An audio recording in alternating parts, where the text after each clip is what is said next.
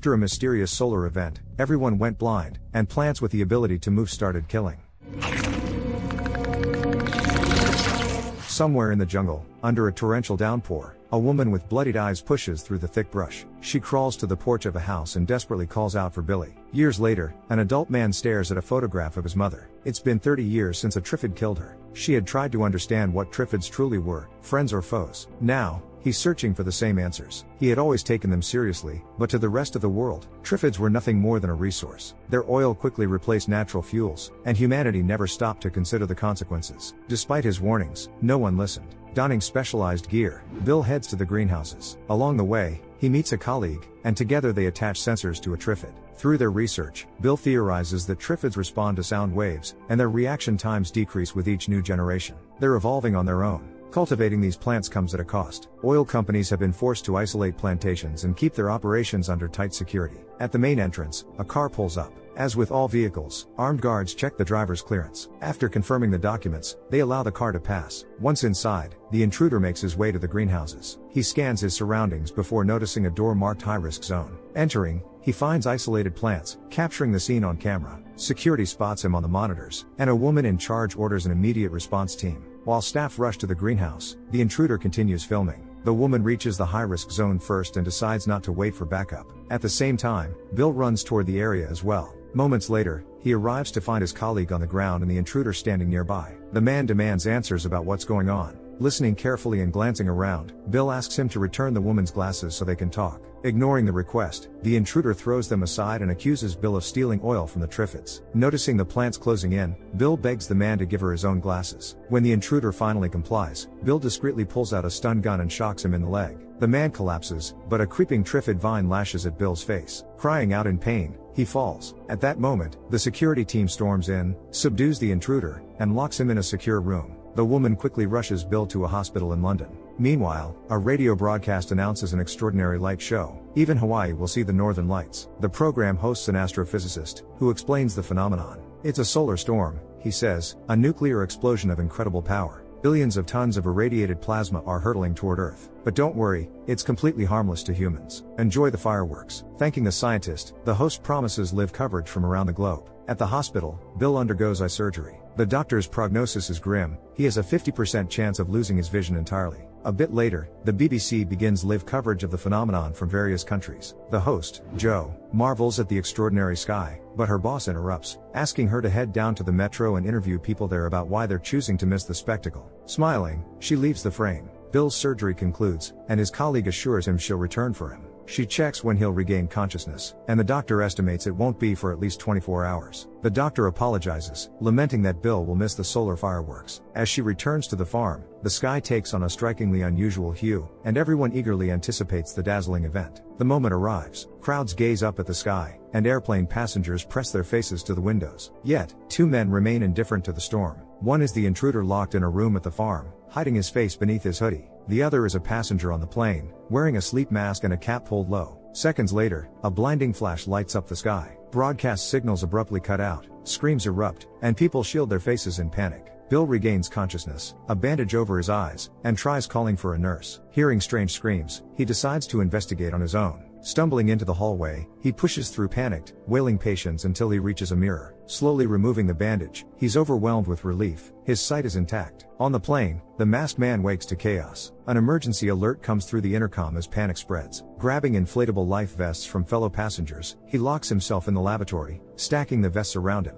Meanwhile, the plane, out of control, plummets toward the ground. Back at the hospital, an elated Bill returns to his room. Glancing out the window, he hears the roar of engines. In the next instant, a plane hurtles past the building, shedding pieces of metal. One shard crashes through the window, knocking Bill to the ground. A moment later, with a deafening screech, the plane crashes onto a bustling street. From the wreckage, the masked man emerges, stunned to be alive. Bill, now dressed, tries to leave the hospital. At the reception desk, he encounters his doctor, who informs him that everyone has been blinded by the solar storm. Promising to find help, Bill steps outside and is confronted with a grim scene. Blind survivors stumbling through the streets, surrounded by lifeless bodies sprawled across the roads. Jo regains consciousness on a collapsed escalator in the metro. She calls out for help, but no one responds. The man from the plane surveys his surroundings and spots a clothing store. Picking up a brick, he smashes the store's window. Still without any help, Joe steps outside and is met with utter chaos. She picks up a little girl's toy and asks the mother what happened. The mother explains that everyone is blind and pleads for help.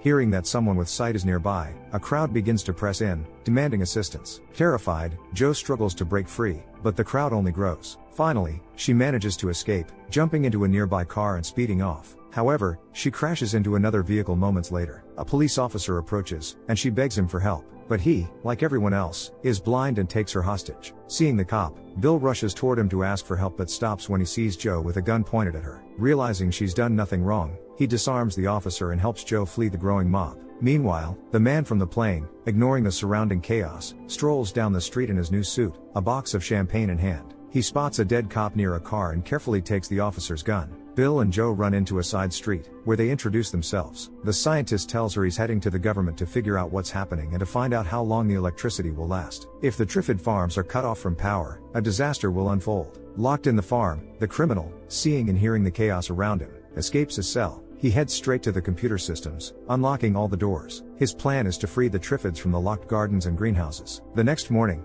Bill and Joe head toward the government building. As they walk, Joe asks how Bill missed the solar storm, and he explains that he was undergoing eye surgery. As they near the building's gates, they encounter a panicked, blind crowd demanding help. Pushing through the crowd, they ask the police to let them in, but as the mob presses in more forcefully, the blinded guards open fire, shooting wildly, hitting both the innocent and the guilty. Bill and Joe, ducking low, miraculously make it out of the gates unharmed. After moving to a safer distance, Bill spots the Prime Minister on a balcony. He shouts, trying to stop him, but in horror, they watch as the Prime Minister steps off the edge. Rushing over, they find him dead. Bill decides to look for a car to drive to the farm, and Joe insists on coming with him. They find a police car with keys still inside and head out of the city. Arriving at the farm, Bill is shocked by the sight of dead bodies. He's puzzled, how could the power have gone out so quickly? As he continues his search, he finds the bodies of the Triffid male specimens in the garden, along with a dead criminal. He must have released them. The plants are carnivorous and happily devour humans. Further on, he finds Lucy's body. She too had gone blind but had fought until the end. Horrified by the scene, Joe wonders why no one had warned them about just how dangerous these plants truly are. Entering the laboratory, Bill suggests that Joe rest on the couch while he continues his work. Before lying down, Joe asks him to take her to her father, who lives near the farms. Some time later, Joe hears strange sounds and gets up to see what her new companion is doing.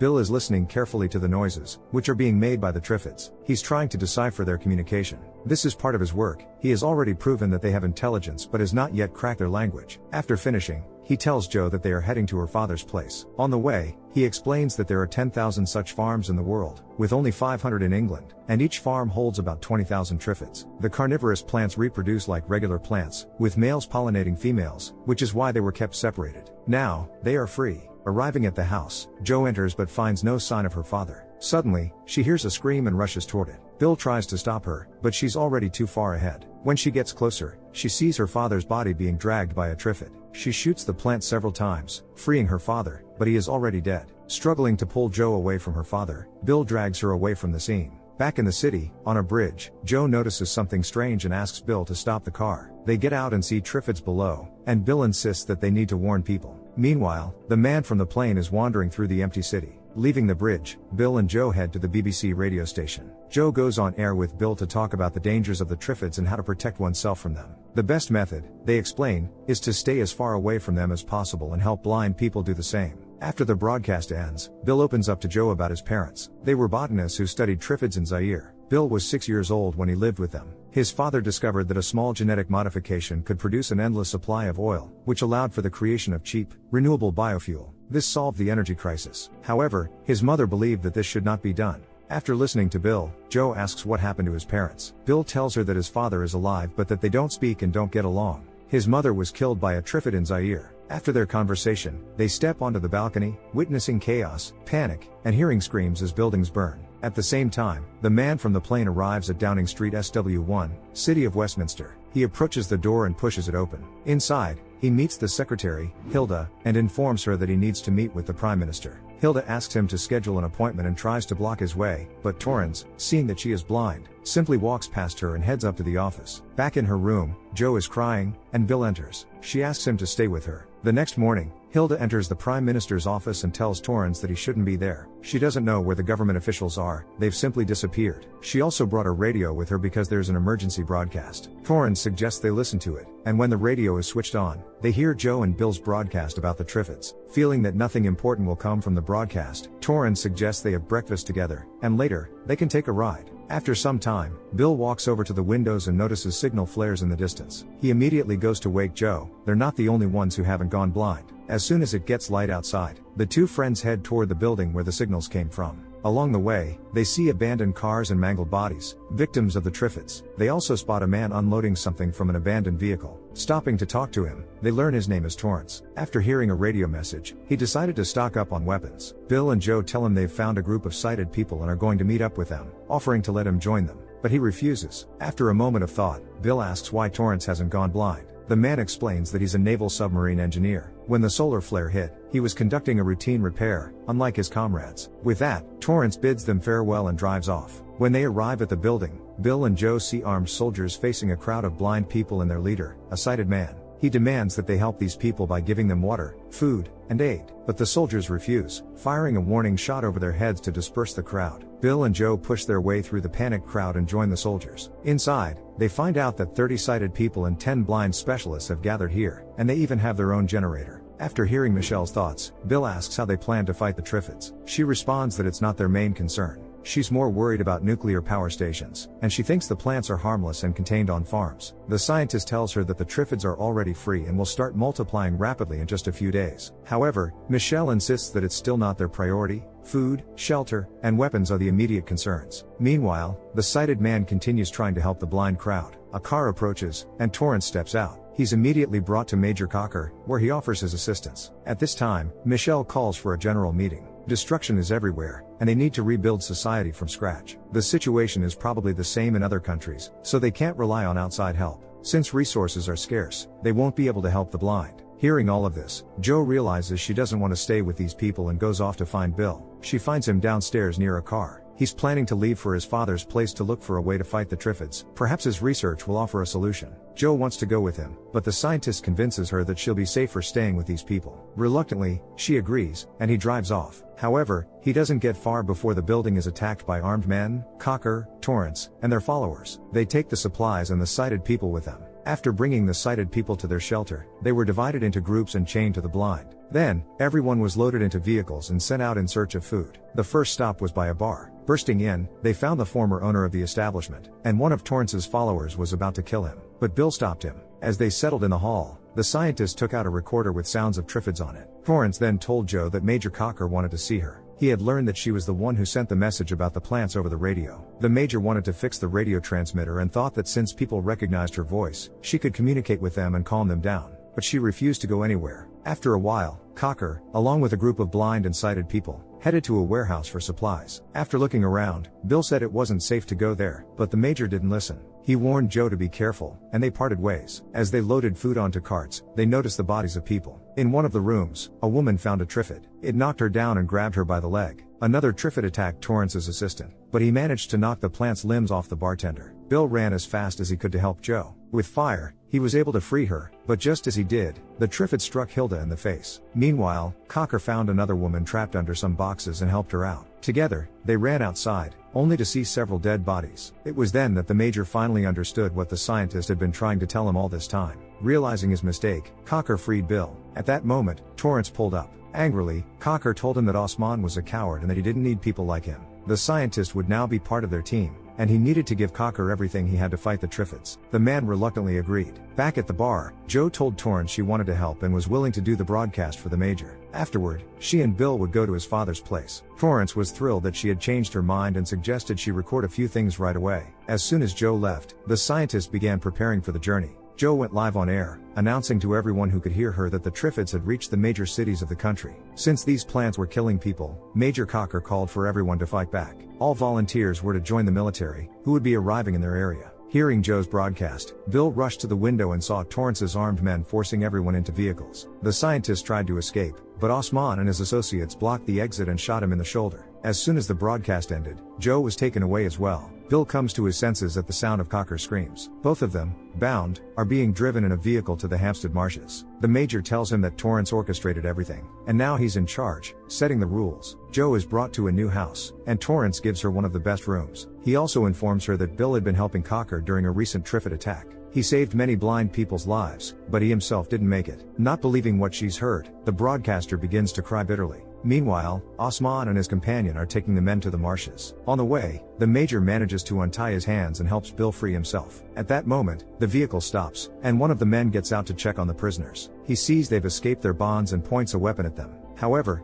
before he can do anything, a Triffid attacks him and drags him into the darkness. Witnessing this, Osman frantically tries to start the car and drive away, but Cocker attacks him. However, another Triffid intervenes, grabbing both men. Wanting to help the Major, Bill opens fire on the plant. After freeing themselves, the men are about to get into the vehicle to leave, but Osman stops them. Throwing the car keys at him, the men step back and see a multitude of carnivorous plants behind him. Seeing that the plants are surrounding them, Bill and Cocker begin to back away. Osman, trying to stop them, fires a shot into the air, but it does no good, and the scientist throws a recording device with the sound of a Triffid playing at his feet. Immediately after, the plant attacks the villain. Realizing they have little chance of escaping the marshes, the men rush to get in the truck. With difficulty, Cocker starts the engine and speeds off. After some time, the truck stalls. Waking Bill, the Major tells him that they'll have to continue on foot. He hopes the snow will slow the Triffids down, but the scientist says they adapt quickly to any conditions. Meanwhile, Jo is again broadcasting a message to all people, informing them that in London, there is a place where they can find protection, food, and shelter. In the meantime, Bill and Cocker make it to a monastery.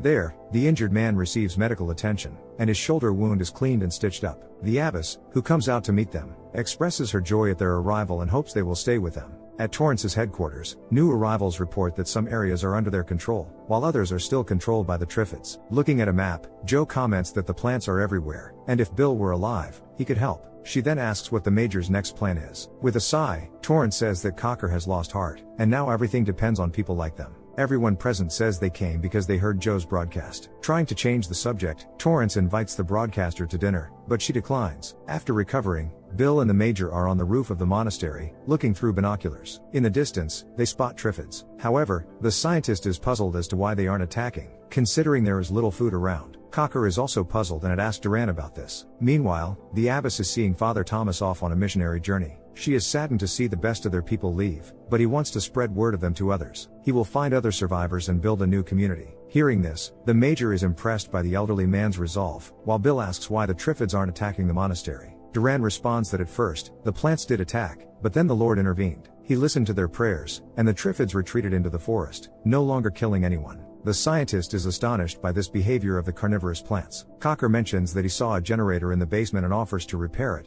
but Duran refuses. She doesn't want life to be easy, it must be right, accompanied by hard work. After some thought, Bill decides to go on a journey. They need to find a way to defeat the Triffids, or humanity will perish. The abbess decides to help him and draws a map of a safe route through the forest. After saying goodbye to the people at the monastery and to Cocker, Bill sets off. In the city, Torrance's people are building barricades against the Triffids. While inspecting the constructions, Jo asks her guide where Osman is, as she hasn't seen him for a while. He tells her that Osman's remains were found in the marshes, and nothing was left of Bill and Cocker. Hearing this, the broadcaster realizes that the men are most likely still alive. Dr. Mason follows the forest route shown to him. Suddenly, he notices bodies, clearly eaten by the Triffids, and among them is Father Thomas. As he turns to the noise behind him, he sees the carnivorous plants. Meanwhile, Jo decides to sneak into Torrance's office. She opens his suitcase and finds Bill's belongings. Taking them, she quietly leaves his room and returns to her own. A few minutes later, she is called to conduct a live broadcast. An angry man returns from the forest to the monastery.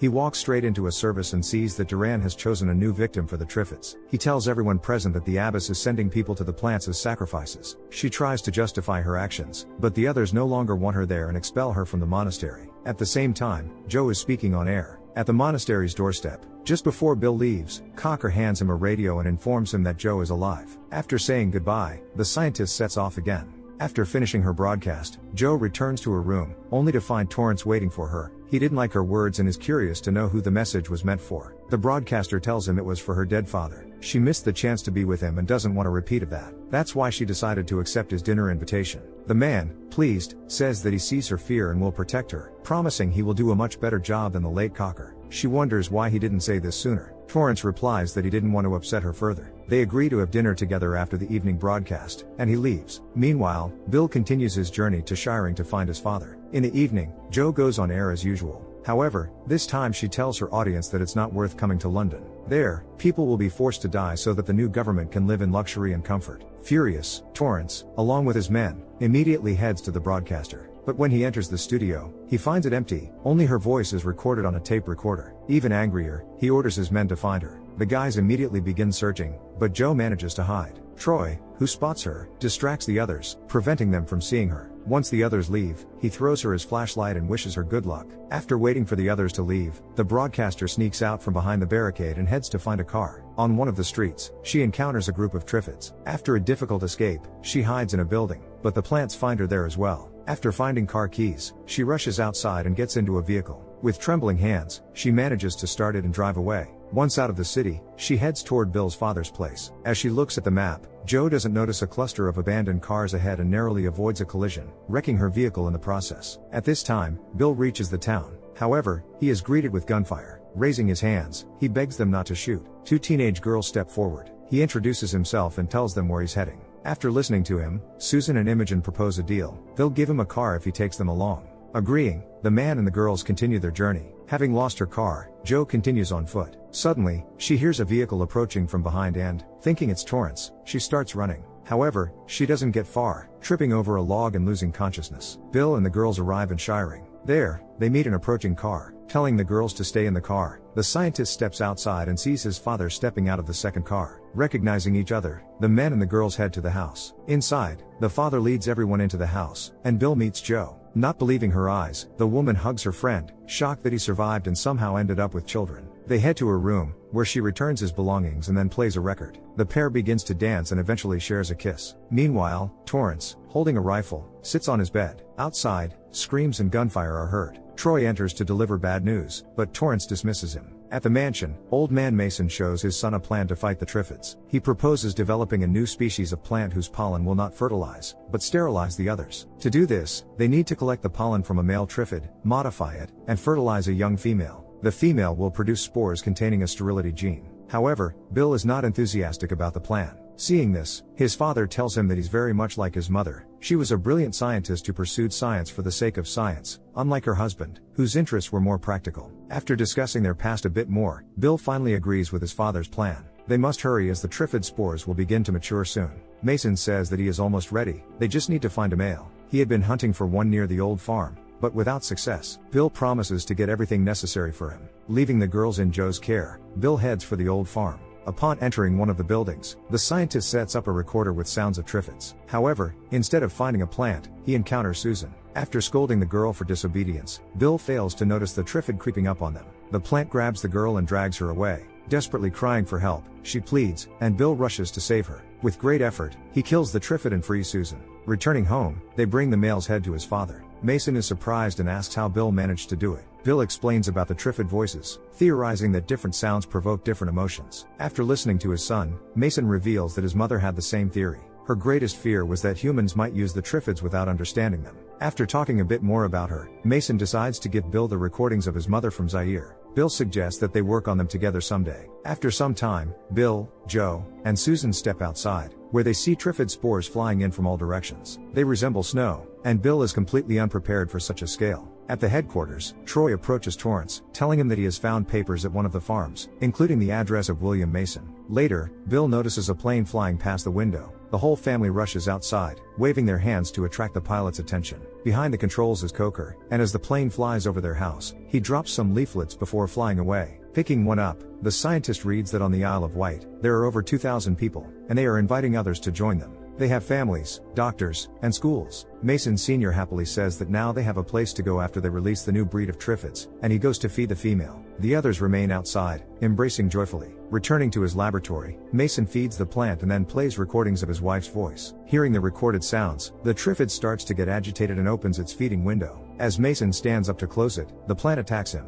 Desperately calling for his son, he asks him to turn off the recording. Bill runs upstairs, immediately turning off the sound and rushing to his father. Realizing that there is no other option, he shoots the Triffid and frees his father. However, it is too late, the Triffid has released its venom, and Mason Sr. dies. Later, Bill, Joe, and the girls cremate his body. After the funeral, the couple discusses what to do next. Joe asks if it's possible to start over, but Bill replies that there's no time for that, and tomorrow they will head to the Isle of Wight. As he puts the recordings back in the drawer, he notices an African mask. Memories from his childhood, which have haunted him throughout his life, flood back. The next morning, the family is awakened by a strange sound. Joe hears her voice on the radio and realizes that something is wrong. When they go downstairs, they find Torrance and his men. Terrified for the girls, Joe rushes to Imogen, but Troy drags her away. Torrance orders that the child be taken to her sister and tied up there. He tells Bill that the Triffids have infested the underground shelters and tunnels and demands that Bill find a weapon to fight them. Threatening to kill the entire family, he gives Bill until morning. Locked in a room, the scientist tries to come up with a plan for what to do next. He suggests using the sounds of the Triffids to escape.